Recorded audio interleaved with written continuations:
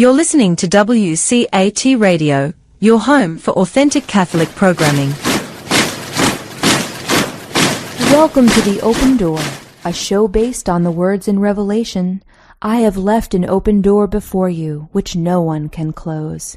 This is WCAT Radio's longest-running show, which opened the door to the radio station in October 2016.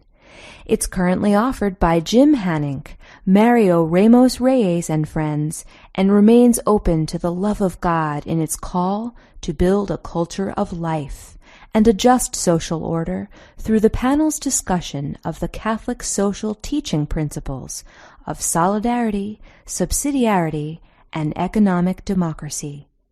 The Open Door also explores nonviolence, distributism, and communitarianism. So join us at the Open Door, where you too can be part of the conversation. Welcome to the Open Door.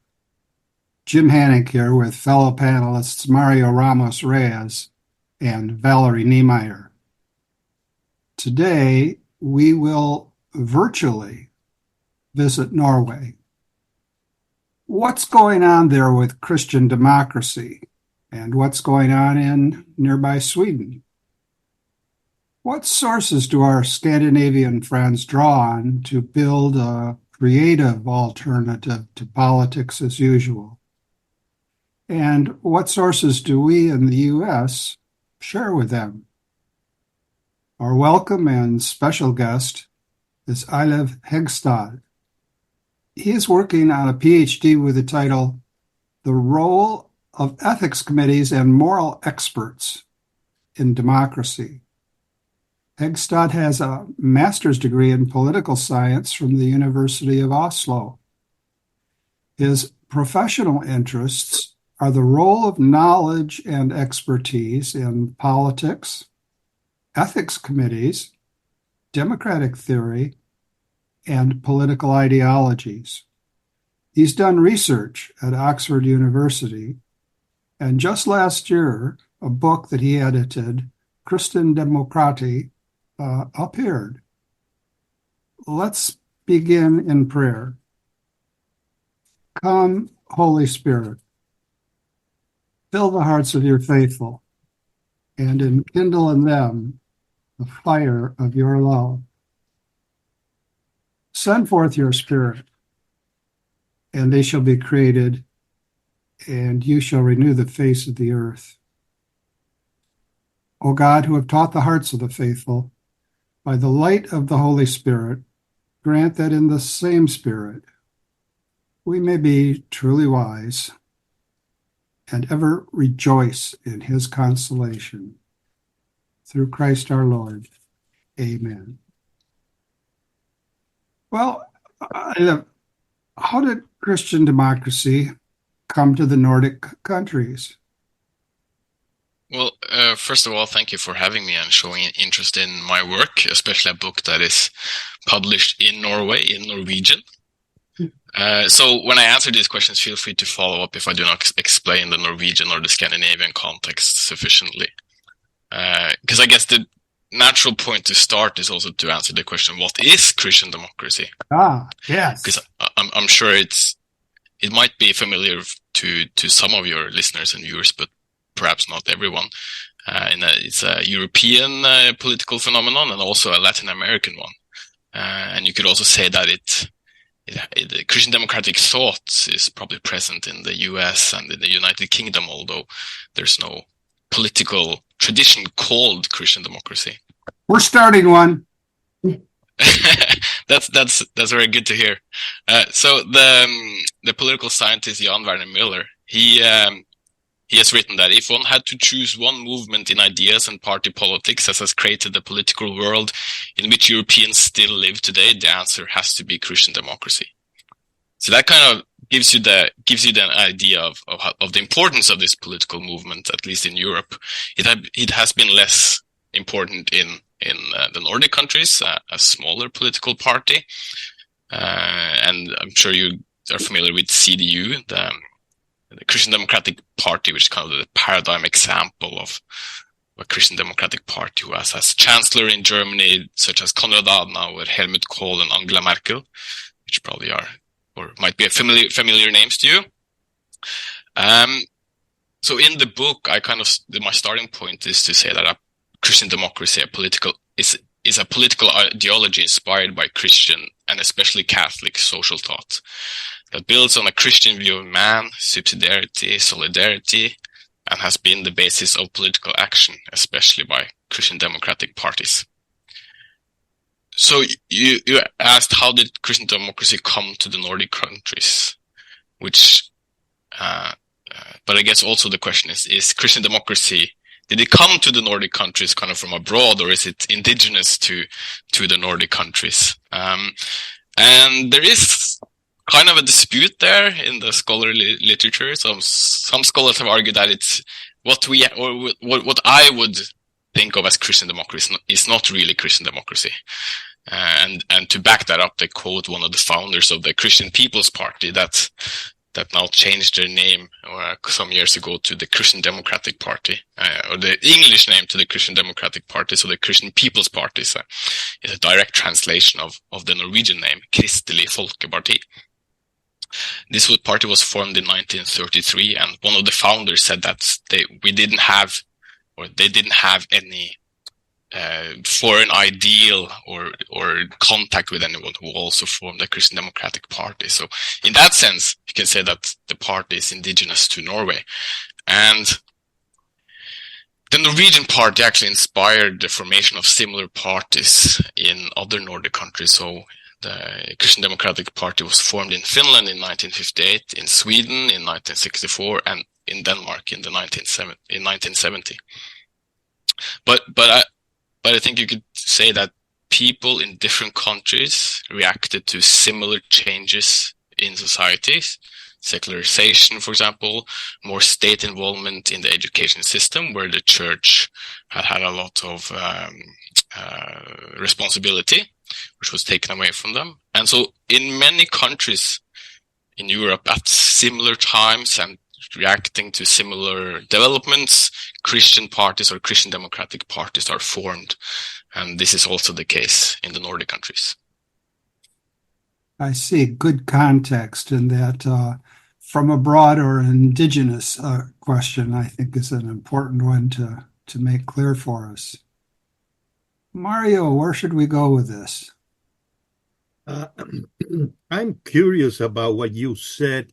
You cited a scholar, I think, and he said something that Christian Democratic Party is unique or is original. What was that expression? I think it caught my attention. Do you mean the quote from Jan Werner Müller? Right. Yeah, I can read it again. He wrote that if one had to choose one movement in ideas and party politics that has created the political world in which Europeans still live today, the answer has to be Christian democracy. Okay. Don't you think that is too optimistic statement? Because if, let's say that we mention socialism, social democrat, wouldn't that be another movement which is somehow as important as Christian democracy? Yeah, so Jan Werner Müller is probably a better place to answer that question, because he actually wrote a book, or this quote is from a book that he wrote on 20th century political history.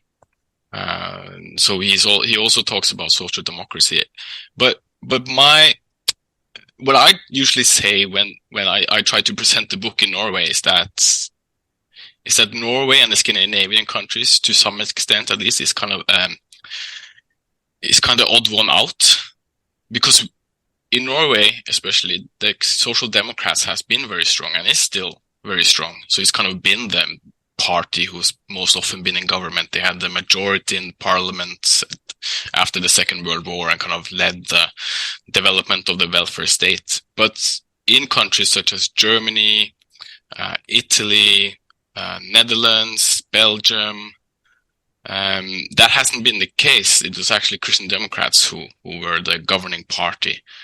for much of the after-war period. And so I think that's what Jan Werner Müller is getting at, as well as the European Union being an idea from the Christian Democratic parties to create a common political structure that would hinder another world war. So in that sense, even in Norway, who's not a member of the EU legislation is quite important and forms kind of our lives, etc. So if you think about the institutions that were formed after the Second World War, where Christian Democrats played a very, very significant role, then Christian democracy might be said to give in this place. Okay, thank you. But in what ways has the development of Christian democracy been unique or distinctive from any other political tradition?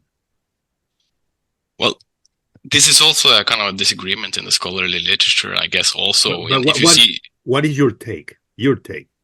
Well, so to tell you my take, I have to contrast it with other people's takes. That's fine. And so that's fine. if you read the Norwegian newspapers, at least, I think also this is true for other journalists. They call the CDU, a conservative party. Okay. And seen from a UK context where you have the Labour Party and the Conservative Party, this makes sense, right? The Christian Democrats are often a center-right party, not exclusively, but in Germany they play this role.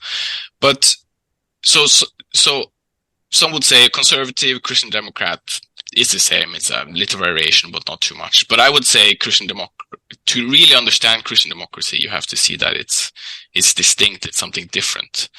And part of this is obviously the political principles that the movement is based on, but also that it grew out of laymen's movements, Catholic laymen movements, Protestant laymen's movements in the case of Norway. And they form from different social groups than the Conservative Party traditional it grew out from, which is kind of more of the bourgeoisie group. Yeah. What about the influence of Luigi Sturzo? Yeah, he's very important, and he's also part of the book actually. So he formed. So some have called it the first Christian Democratic Party in Italy in 1919. Okay, thank you. All right, Valerie, what's on your mind here? Well, yeah, I was wondering if you mention kind of the core principles of Christian democracy. And I just was wondering if you could give us a brief kind of overview how you describe subsidiarity, solidarity, social market economy, and popularism as far as being, and how you help people understand those core tenets of Christian democracy. Yeah, so Christian democratic politics, at least as it's arisen and in many party programs, you see these principles, and some place they're called something different, and they're described a bit different, but there's some kind of key elements, and subsidiarity is one important element. It's a thought about how to distribute power in society. The term originates in Catholic social teaching, especially the encyclical Quadragesimo Anno from 1931, which kind of has the formulation that is most often used to describe the principle of subsidiarity. But the starting point is that different communities have different responsibilities and goals. So the family, for example, has responsibility regarding the formation of its members. And the idea is that the role of the state has been compared to that of a conductor who has the responsibility for making different members of the orchestra play well together, so that the state has kind of a responsibility for the overall functioning of society, and that the smaller bodies or the smaller communities can fulfill their tasks.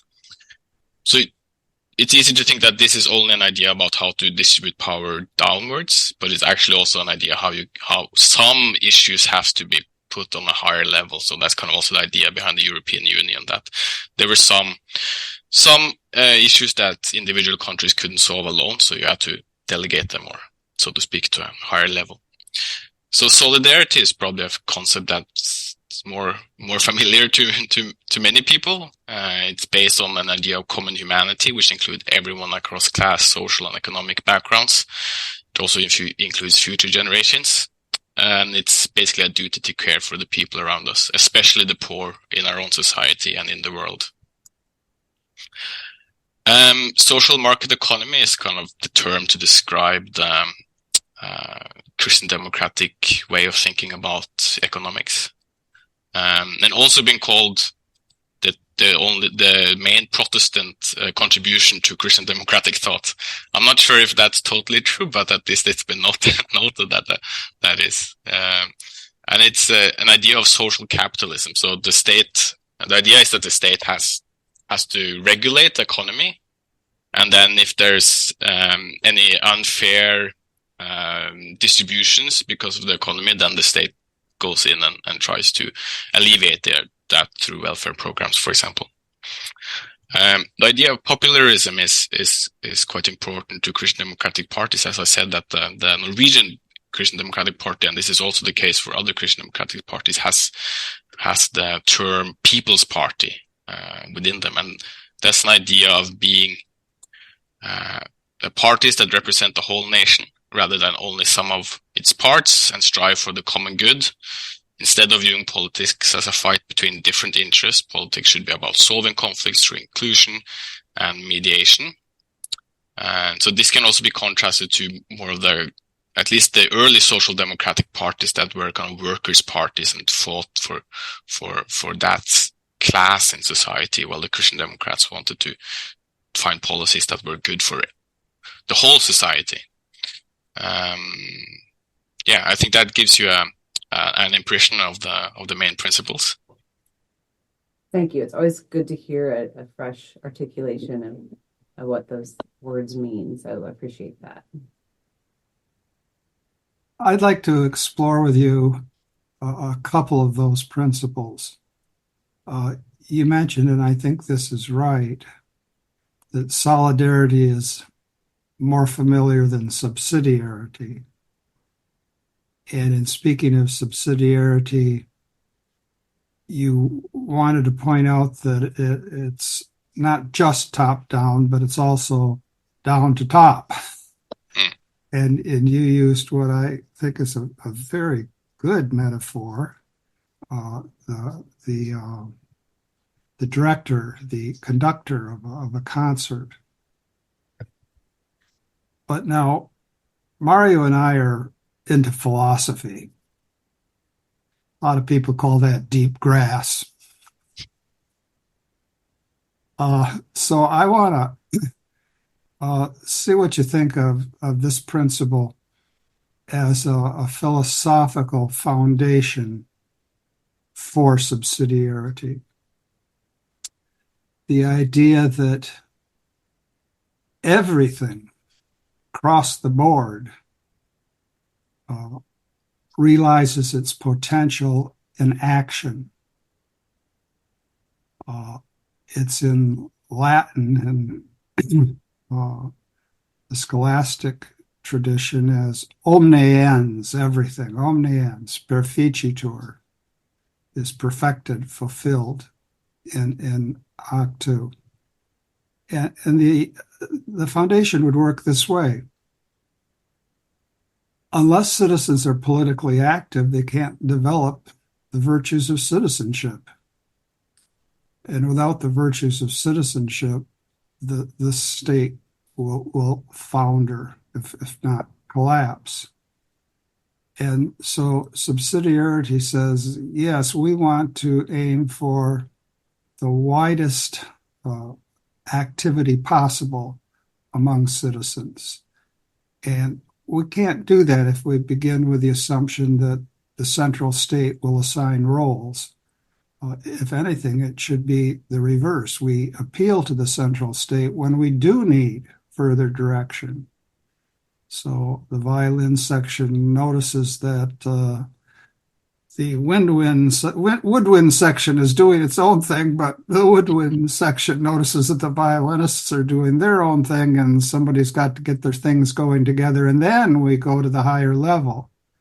but the impetus really comes from beneath, and that's fitting because everything develops its potential in action. Does that connection with a philosophical, indeed a metaphysical principle, does that make sense to you? Yeah, it does. I think that's a good way to explain the basis of subsidiarity. And so, because I perhaps misleadingly said that it's also, well, I think the thought is not top down, which I might have sounded like I was saying. You just said that sometimes. Yeah, but I think that the idea is still. I think that what you said emphasizes that the idea is bottom up. So even when the state takes responsibility for certain things, it most often should be to actually give the responsibility back down. So, for example, if the violinist is not doing their job right, so the conductor should go and help them practice more or something like that. And then when they're sufficiently practiced, then he should let them be, right? So handle their own responsibility. And so so I think that's kind of the main idea. But the principle of subsidiarity has also been kind of criticized for being too hierarchical. So that actually the state is given a greater role, perhaps, than it would in a different principle that is common in the Reformed tradition, the idea of sphere sovereignty, where it's much more important that these different spheres in society aren't necessarily connected in such a strong way as the principle of subsidiarity might be thought of as doing. And this sphere sovereignty has been quite important for Christian Democrats in the Netherlands, which are Dutch Calvinists. So that's a very similar principle to the idea of subsidiarity, but perhaps a bit different in emphasis. Mm-hmm. Now, also the notion of social market economy. In the American Solidarity Party, which is our effort to bring Christian democracy to everyone's kitchen table, we speak more about distributism. And when we speak of distributism, the first response that we usually get is, what's that? And who's going to distribute it? What are they going to distribute it? Are they going to try to distribute something of mine? So a lot of us speak in terms of an ownership society to capture the core idea of distributism. We think that as many people as possible should own their own homes, and as many workers as possible should direct the workplace. Neither the state nor the market, but rather the workers themselves. And they need not be workers in a kind of factory sense, but in every context, the people who produce the material goods or the social goods, those people, whenever possible, ought to give direction to the enterprise that does so. And so we call that an ownership economy. How does that square with your idea of a social market economy? I think I see that distributism isn't necessarily a very well-known term. We had this discussion in the Norwegian Kristendemokrati Party about subsidiarity, because it's quite difficult to say, and it's not a very well-known principle. So there's always a thought about how to best communicate the main ideas of a political party. But I think distributism or the ideas behind distributism, which is mainly British, or had British inspiration, right, from G.K. Chesterton and Hilaire Belloc, if I'm not mistaken. Yes. So I actually thought about including more of that in the book, but I asked some other scholars about Christian democracy that thought that it was it shouldn't be included in a book on Christian democracy. But after I finished the book, I thought that that's actually a mistake, because there's distributism and ideas in the social market economy, which are mainly, I guess, German based, or at least the term is, are very, very similar. And I really like the quote from G.K. Chesterton about too much capitalism does not mean too many capitalists, but too few capitalists. And I think that summarizes very well the ideas that you said about ownership. We also work with a term, and this is a term that has been used in the United States for some time: economic democracy. Now, I'm sure that has its own ambiguities, but economic democracy, I think, is a useful concept here as well. Well, I'm sorry. No. If you could connect this idea of social market economy or distributism and subsidiarity, I think it makes a lot of sense to see those two in relation, because the idea that people have ownership of their houses and their workplace, etc., also makes sense, and in that they're responsible. They have the ability to take responsibility for their lives, and owning a house is sets you in a position to choose more freely what you want to do with your life than the opposite. So I think these two ideas actually perhaps go pretty well together. And that connects very well with the Thomistic connection between free choice and self-direction and moral responsibility. Given self-direction, we certainly have moral responsibility. Well, Mario? Well, I don't know where to go because there's too many issues there. Grab the one that's slithering by, trying to escape. Perhaps this is a comment, and then I'm going to raise a question. Perhaps what make some people, particularly from Latin America, very confused is the term distributism. I don't like to use it. I understand why it's being used and the tradition and all that. But I would like to use the term entrepreneurship. We need people who, yes, owners in society, but they are the protagonists of their own destiny. In order to do that, they then need to work in order to get their own property. And so we need to multiply middle-sized businesses all over the society in general. And I think that's a goal. And for that, probably the best method is the principle of subsidiarity. It's not the state, because the state generally what does is control what people think, what people do, and then we run into what is very common in Latin America is not popularism, as I read here, is populism.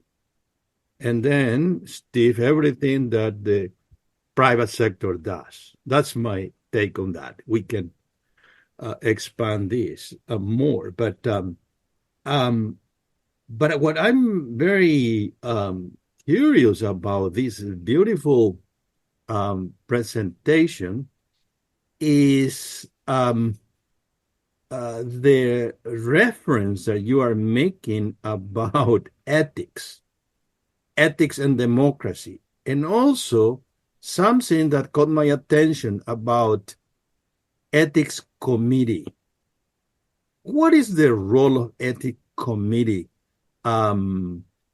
If I can say, in society, in building democracy, in building an awareness of a political commitment. Is there any connection there, or I'm just not raising the right question?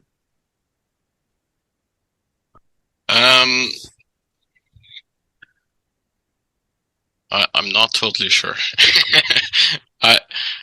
Because I'm doing a PhD about ethics committees and moral expertise, but I've also done this book on Christian democracy is kind of a side project. What is the link between ethics and democracy? Is there such a thing? Yeah, I think so. Which one is it? I'm not 100% certain. I think that's up for discussion as well. But because I think that perhaps the closest connection is at least when I think about ethics, is there's some moral truths, there's some ethical values that you want to build a society on, and we talked about some of these in the context of Christian democratic politics, right? This subsidiarity, social market economy, etc.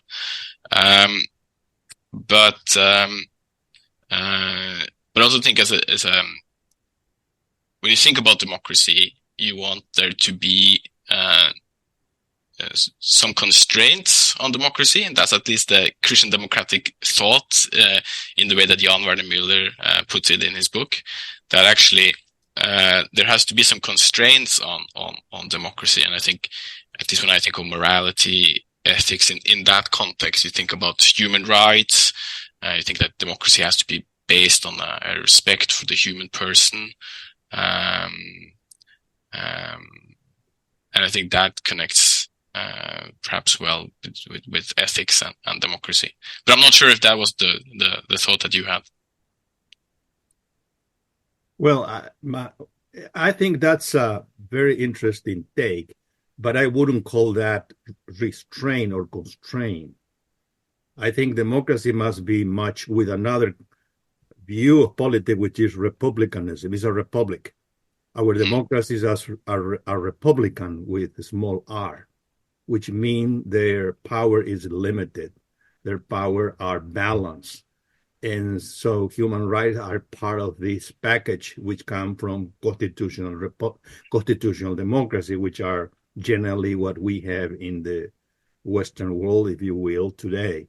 So, but again, there is a role there in this constitutional republic for what we call ethics, or should have. And that's what is the link, because that's a very interesting debate today, because you talk about the European Union as a result or a consequences of Christian democracy project. Now, I agree with you from the beginning.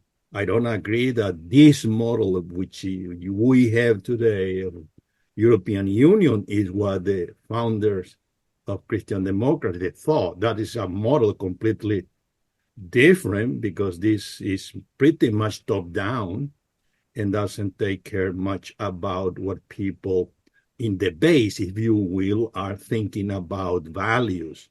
In other words, the structure as it is today, correct me if I'm wrong, doesn't take into account the principle of subsidiarity in many ways. No, I think, and that's a pretty common criticism of the European Union, right? That it's too detail oriented and actually trying to legislate on a lot of issues that nation states should be carrying them out for themselves. So, coming from Norway, which is not a member of the European Union, I think the Norwegian public would agree very much with that criticism.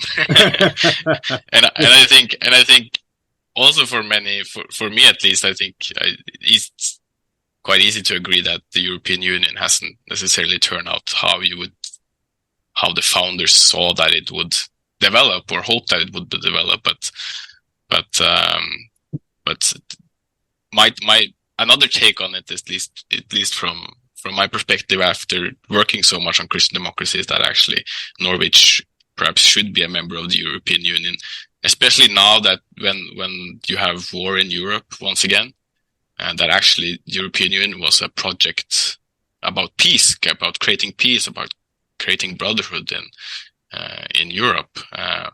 And actually Norway should probably be a part of that project. But of course, there's the other argument against that. It cares too much about details that it shouldn't get involved in. Thank you.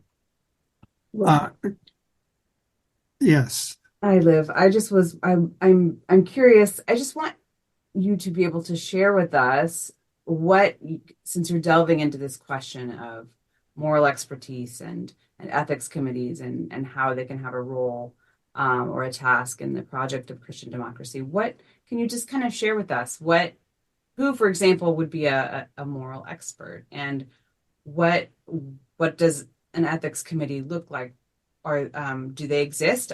Are you hoping that they get developed? I mean, I'm pretty ignorant. So, I mean, are there ethics committee out there doing work? If not, what would it look like, and how would we know if it would achieve what it's going for? So, just tell us what you're learning as you're doing this work and this research. Yeah, so the starting point for the research actually that there are a lot of ethics committees, and increasingly so, I think.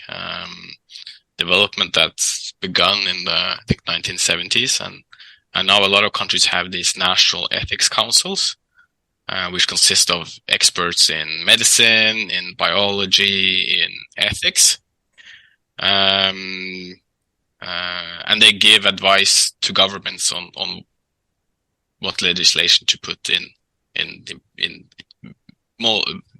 most often in the area of bioethics.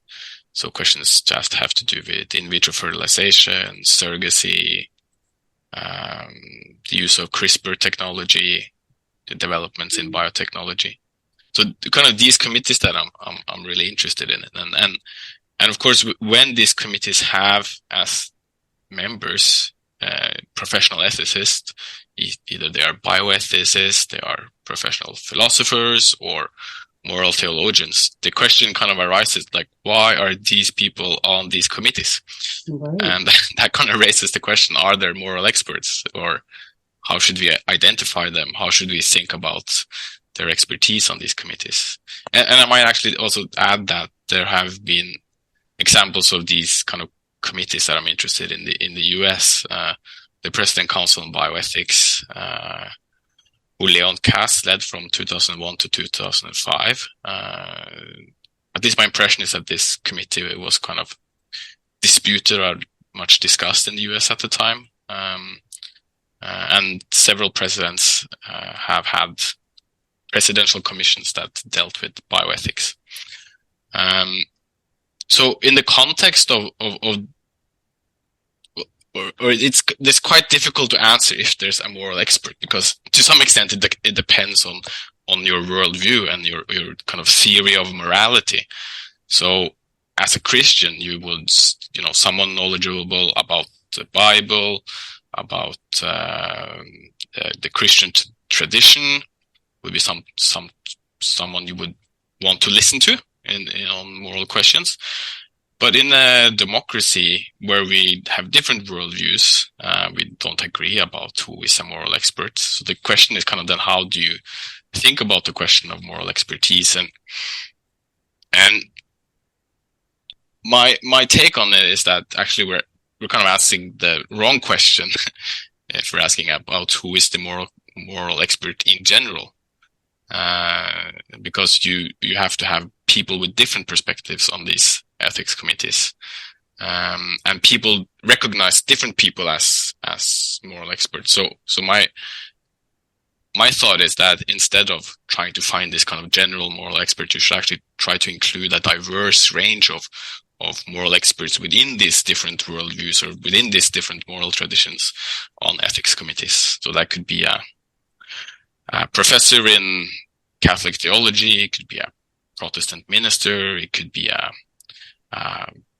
philosopher, it could be someone working within medicine day to day that has a really good knowledge of the nuances of the situations that they have to discuss in these committees. There could be a larger group of people than only kind of the philosopher sitting in his armchair and reading books. This is helpful. Thank you. Every once in a while, I try to string together three ideas. It's always a dicey project. Well, but let me give it a try. Mario is already looking perplexed, knowing what's coming. First, with regard to the European Union maybe trying to deal with too many specifics, once upon a time we had a Swedish Christian Democrat visit us. It was great. And he did mention that in some cases, the party in Sweden drew on unlikely constituents. And he mentioned his brother-in-law, who was deeply concerned about Swedish snuff and how the European market was trying to regulate snuff, the production and use thereof in Sweden. And I thought that was about as nitty-gritty as it gets. Now, our friend from Sweden said he didn't really think that issue was that important, but his brother-in-law sure did. Now, the second thought, by way of easy and unnatural transition, Aristotle wrote the ethics before he wrote the politics, right? And when you read the politics, he often refers back to the ethics, saying, I dealt with that question. Didn't you read the first book? So it seems to me that from the get-go in Western philosophy, there's been a deep relationship between ethics and politics. Now, coming to where you were just a moment ago with the committees, I understand your desire to have representative ethics committees, but you also mentioned how very different people's understanding of morality is. And if you tried to put together an ethics committee that had as its four lead figures, Aquinas, Kant, Nietzsche, and John Stuart Mill, I don't think they'd get past their first meeting unless they were content to engage in niceties in hope of being well fed at the banquet following the inaugural session. And in fact, Leon Kass's leadership was sharply contested by the secular left. And you'd never get Peter Singer and Leon Kass on the same committee. And in terms of, you mentioned this too, hospital ethics committees, oftentimes there's no frills attached utilitarian on the committee who would just as soon take organ transplants from one person, supposing he could get enough transplants in order to save 5 other people, and give a sterling utilitarian defense of that.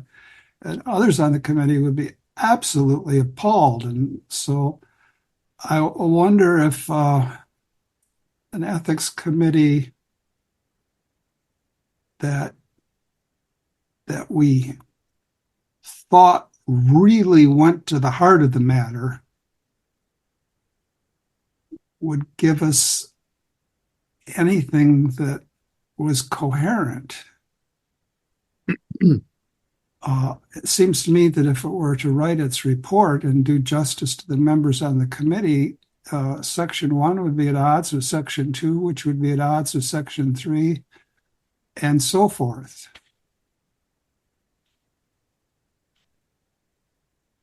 Yeah, I think Valerie made me ask that question. I didn't. no, but She emailed me separately and said, "We've got to be prudent, so don't be over anxious. Just ask the question." No, but it's a very relevant question to ask to my proposal, because, but first I would actually really like to be present when Aquinas, Kant, Nietzsche, and John Stuart Mill sat on an ethics committee together. That would be quite an interesting committee, I think. You could pass the snuff around. Yeah, but I think I think partly it's a question of the level of abstraction, because I think that a utilitarian and natural law theorist, a Kantian, might actually agree on a lot of concrete policy issues, even though they disagreed very much about the reasoning for their agreement. And this is not my own idea. This is something that's in the literature that Stephen Tolmien and Albert Johnson has written, that their experience from one of these ethics committees was that they managed, as long as they were talking about concrete issues, concrete cases, concrete policy recommendations, they could they could find consensus. But when they started to talk about the reasoning for why they thought these policy recommendations were correct, that's when the trouble started. But of course, there will be instances where you're not able to agree on even the policy recommendations.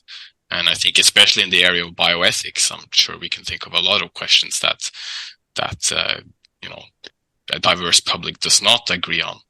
But then the ethics committee can do another important job, that, section 1.1 sets out what the issue is.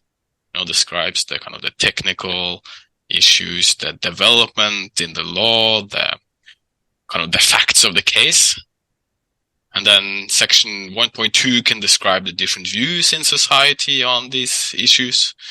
And then, section 3, they can say why they disagree about the policy recommendations. And then perhaps there's a majority recommendation at the end. But then it's put forward to the public and legislators to decide on the final conclusion, which is, how our democracy works. So actually, I think ethics committees can play a very important democratic role, even if they don't agree or can't reach agreement on the policy recommendations. But I think but you may also mention hospital ethics committees, which I think we might actually have to think a bit different about those kind of committees, because the Leon Cass, or the council that Leon Cass led, they were on a policy level, right? So they tried to discuss policy for the whole of the United States, while the hospital ethics committee discusses individual cases a lot of the time. And there, I think, especially if it's let's say a Catholic hospital, for example, there you would actually have to think who's the moral expert in or who is considered a moral expert in the Catholic worldview or in Catholicism, while a different hospital could have other criteria for choosing their moral expert to sit on the committee. So there, I think that's, the diversity doesn't have to be as great, because the function or the role of the hospital ethics committee is different from these government advisory commissions. A little bit of sphere sovereignty. Yeah, exactly. What came to mind to me as you were talking was just the American Solidarity Party's little phrase, the common good on common ground with common sense. And in that phrase, I hear and embrace an optimism about the the project of finding common ground and looking for what does all of our common sense sort of, what resonates. And while that's challenging, I appreciate what you're saying about the need to have a sort of optimistic and thorough approach where people feel that various voices are being heard in what is a very diverse and a very diverse society that we're living in. So I think it is a tremendous challenge, but worth the endeavor of trying to do what you're saying as far as having a real diverse representative of perspectives and then seeing how actually in the end we all do have a certain amount of common sense and human impulses that we can find a surprising amount of common ground on. So I don't know, I guess I'll choose optimism while at the same time recognizing that there's going to be a lot of dead ends and tensions and fruitlessness too in the project. Mario's been called a tragic optimist. He rises to the bait. I don't want to play the role of troublemaker, but I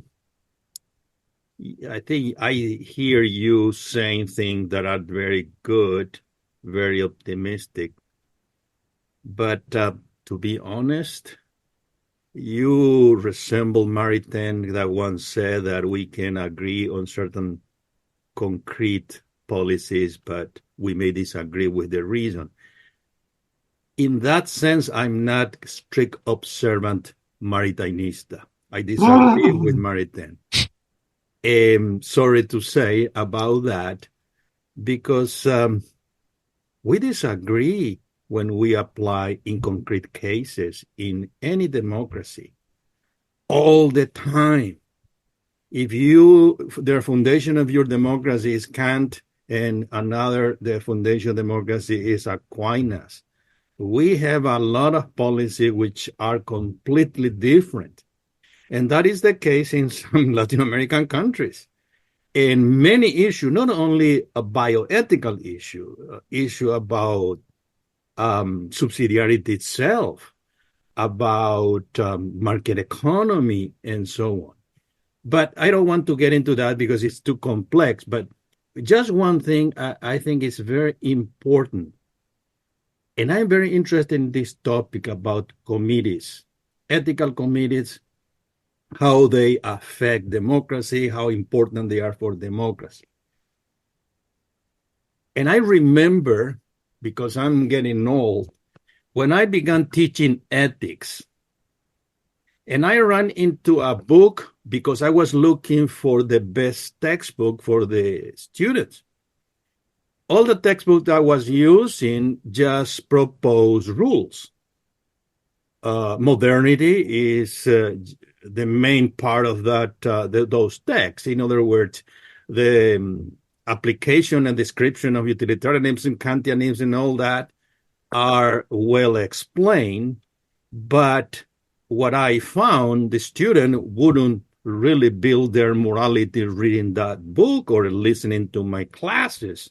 And we could be discussing for hours an issue that led us generally to a dead end. And then the only conclusion was we agreed to disagree. And then what it was, the result is rampant relativism. And that's very frustrating until I found a text that opened my, I think, limited capacity for reasoning, which is Christine Hoff Sommers. And she argued that all modernity, which is set out by rules, I'm talking about moral philosophy, it doesn't work. We need to go back to the classics. It's not how we ought to do things, it's how we ought to be. It's a question of being. Therefore, we need to go back to the old Aristotle and Aquinas. And democracy is based on that particular virtue ethics. It's not an ethic of rules, it's an ethic of virtues, etc., etc. I don't want to go there. And so that the challenge is how then convey this virtue to students. Well, the approach by this professor was reading stories about heroism, etc., etc. And so my point is that one of the I'm not an expert, but what I observe, the crisis of democracy is the crisis of who we are. And who we are means that we don't have meaning because we don't have this foundation, which is the ethical foundation. And we don't have this ethical foundation because the family, which is the source, is completely in disarray because of this culture. And that crisis will not be solved by any committee, by any ethical code. That, I think, is the job, if I can use this word, of the church, is the evangelization of the church. In the case of Christian democracy, I think Christian democracy flourished because there was, prior to the building of this political machine, there were what? A good evangelization. That's Catholic Action role.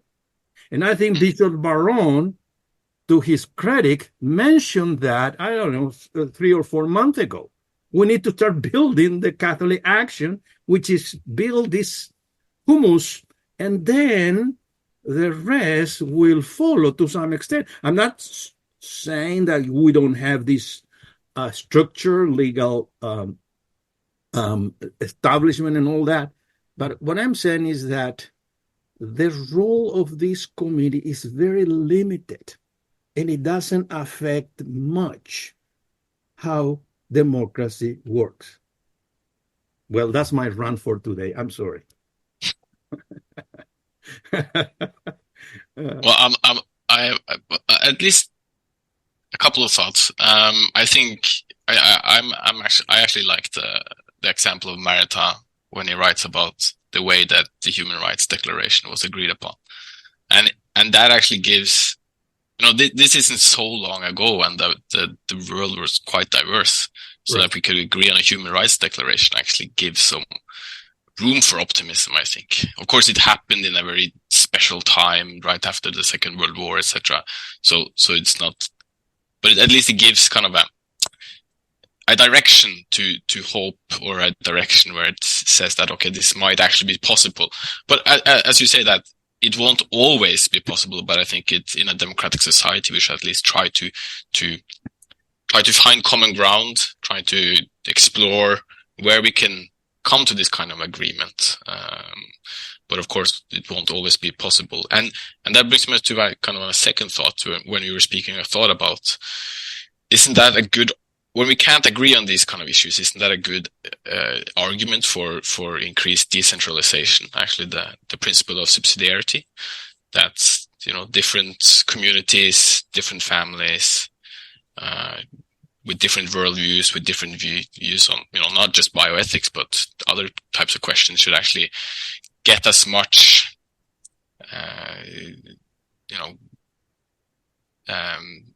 or be able to decide as much as possible about their own lives, so that they can actually live in harmony with what they believe.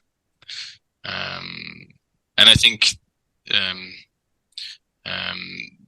in democracies, in legislation, you have to have rules to a certain extent. So these ethics committees have to kind of, in some way, propose rules that, legislate on certain issues. And I think you have to have that. You can always discuss the how many rules you need in different areas. I recently heard that in Norway there's been kind of an explosion in the number of laws.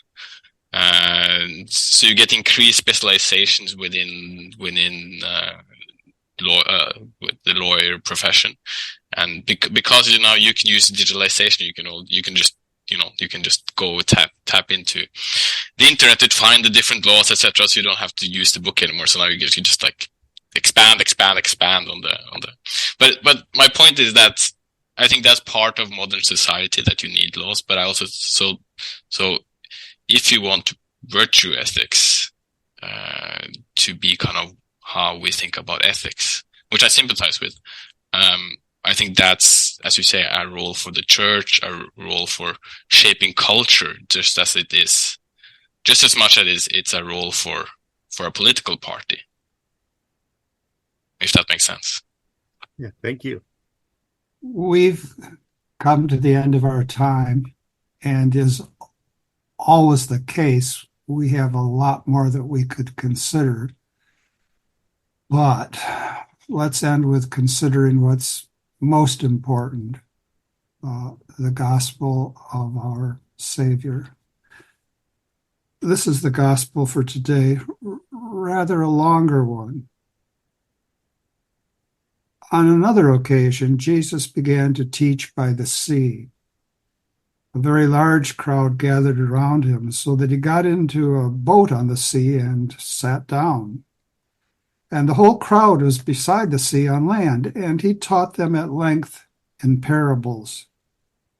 And in the course of his instruction, he said this to them: "Hear this, a sower went out to sow, and as he sowed, some seed fell on the path, and the birds came and ate it up. Other seed fell on rocky ground where it had little soil. It sprang up at once because the soil was not deep, and when the sun rose, it was scorched, and it withered for lack of roots. Some seed fell among thorns, and the thorns grew up and choked it, and it produced no grain.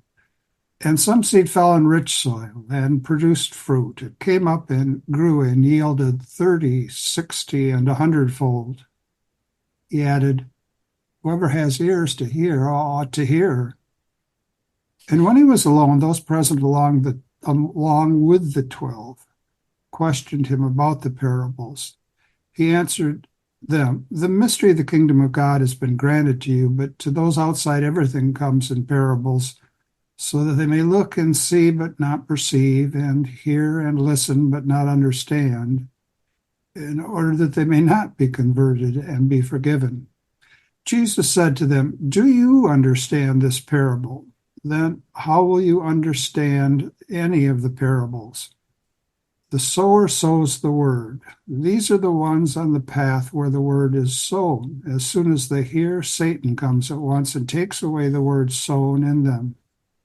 And these are the ones sown on rocky ground, who, when they hear the word, receive it at once with joy, but they have no roots. They last only for a time. Then when tribulation or persecution comes because of the word, they quickly fall away. Those sown among thorns are another sort. They are the people who hear the word, but worldly anxiety, the lure of riches, and the craving for other things intrude and choke the word, and it bears no fruit. But those sown on rich soil are the ones who hear the word and accept it and bear fruit 30 and 60 and 100-fold. Come, Lord Jesus, come. Thank you very much. Yes, thank you. I have best wishes for your projects. Thank you very much. Thank you for having me. All right. We were Great to have delighted you. that you could join us. Take care. I have to say my mother-in-law is half Norwegian, so I'm a European mutt, a typical kind of American and European mutt, but I'm like happy for my kids that they're like 1/8 Norwegian. And my teenagers started recently trying to learn Norwegian on what's that little app, just for the fun of having like some little language between themselves. Anyway, so and then I read Kirsten Lavransdatter last year. So I mean, just little things that the Lord has put in my life that helped me really appreciate being able to speak with you today from the land of Norway. So thanks again for joining us. Well, thank you very much. Have a wonderful day. Okay, bye-bye. You too. It's a pleasure. Hello, God's beloved. I'm Annabelle Mosley, author, professor of theology, and host of Then Sings My Soul and Destination Sainthood on WCAT Radio. I invite you to listen in and find inspiration along this sacred journey we're traveling together to make our lives a masterpiece and, with God's grace, become saints. Join me, Annabelle Mosley, for Then Sings My Soul and Destination Sainthood on WCAT Radio. God bless you. Remember, you're never alone. God is always with you.